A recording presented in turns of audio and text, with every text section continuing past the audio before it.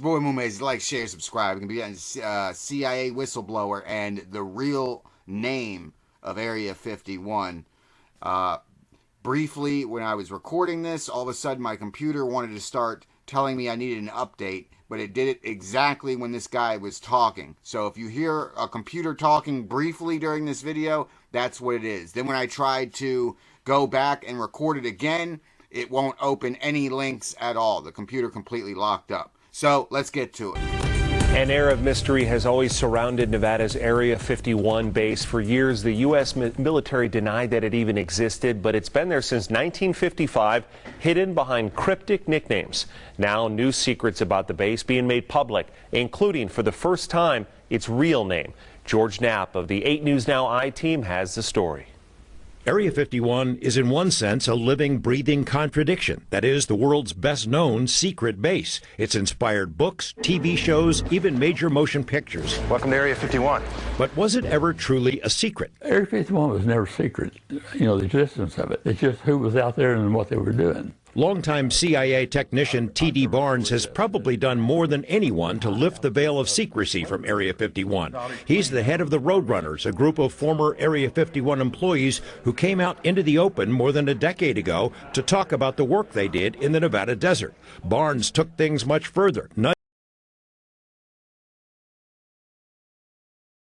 Moonbases, like, share, please subscribe. Gotta do that every few seconds so we don't get hit with a copyright.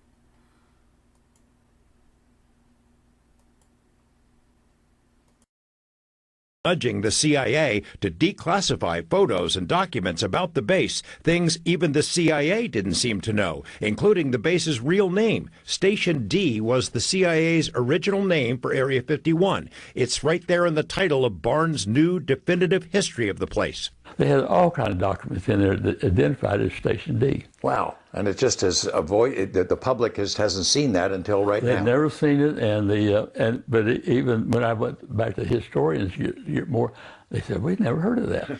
In his book, Barnes outlines the astonishing array of names, nicknames, and code names used for the base since it was first chosen by the CIA back in 1955 as the perfect spot to secretly test and fly the highly classified U-2 spy plane. Groom Lake is the location, so that's always been used. CIA employees initially called it Watertown or the Watertown Strip, named for the hometown of the CIA director at the time. The designation Area 51 started in 1958. When the CIA needed to annex land from the nearby atomic testing range in order to develop the A-12 Blackbird. Sometime in the 60s, the 51 disappeared from maps, and the military started pretending there wasn't a base out there at all. So, yeah, basically it sounds like once we got satellite image technology, that's when they started covering up the base. Now you got to figure, all right, they said 1950s, and what are we in now? 2022? So that's 50, 60, 70, 80, 90, 2010, 22. We're talking 70 something years, and yet they've still told us nothing. It's your boy Moonbases. Let's get back to it.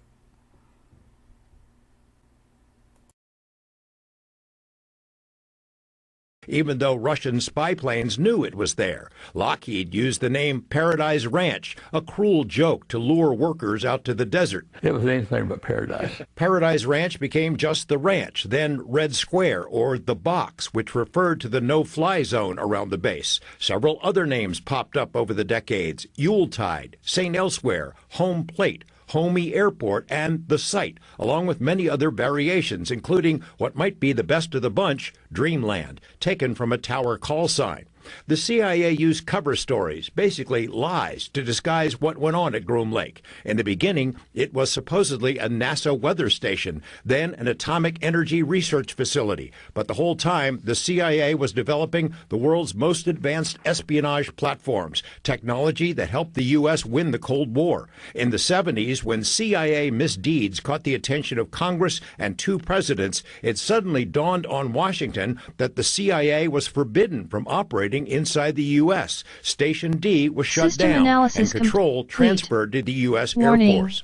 In the Quick mid-'80s, when the driver Air updater Force has seized detected 12 89,000 outdated acres driver, of public which land can around critically Groom affect Lake, your public Microsoft attention Windows was 10 Pro aroused. system At the end of performance. the '80s, it Click on exploded Update because of All a certain to wild update this story, driver the one that immediately. made the base world famous, which Barnes also covers in his new book. When the word got out that there's something going on in Area 51, and that the CIA was involved for 20 years that no one knew about, I said, well, what were they doing for 20 years out there? And that's when the UFO thing started. UFOs, eh? At Area 51? Kind of rings a bell. Actually 9 flying saucers. George Knapp, 8 News Now. Find out why Bumble Breeze is trusted by so many. It's your boy Moonbases. Like, share, subscribe. I figured I'd show you guys that quick clip. I thought that was pretty cool. But when they say, oh, when it started to surface, when it's and then that video, that last clip they showed was 1989. That was when Lazar went public, and I keep up on Lazar, and we often hear him mention a lot of those names that they just said. Those of you that call Lazar fake, I do not think he is at all. The guy is super smart and knows his stuff. Anyway, like, share, subscribe. Hopefully we'll be back up and running here soon. Those of you that keep up with the channel, what's going on. I can't say too much here. These algorithms are getting smarter by the minute. By the minute. And once you can wrap your brain around that, you'll understand. They're hitting me bad. So pretty soon we're going to be doing a website and switching over there, because it's just a matter of time before I'm down completely. I don't think I'll make it another few months without getting hit. They don't want me talking at all. Flunky Book, that website. Face blank book. All right, they made it where I can't even record on there anymore. Like, I never recorded anyway, but I clicked on something and somehow the thing popped up and it said that I can't do lives to protect myself. Hang on, let me pull it up and I'll tell you exactly what it said. Yeah, it said you can't go live right now. To prevent any misuse, we've temporarily restricted your ability to use this feature on Face. You know what? You can try again later. And that was when I was with Gurn TV last night. I clicked on his link on there, and then it did that. Anyway, it's your boy Moonbases. Like, share, subscribe to all the platforms, if you know what I mean. I'm out.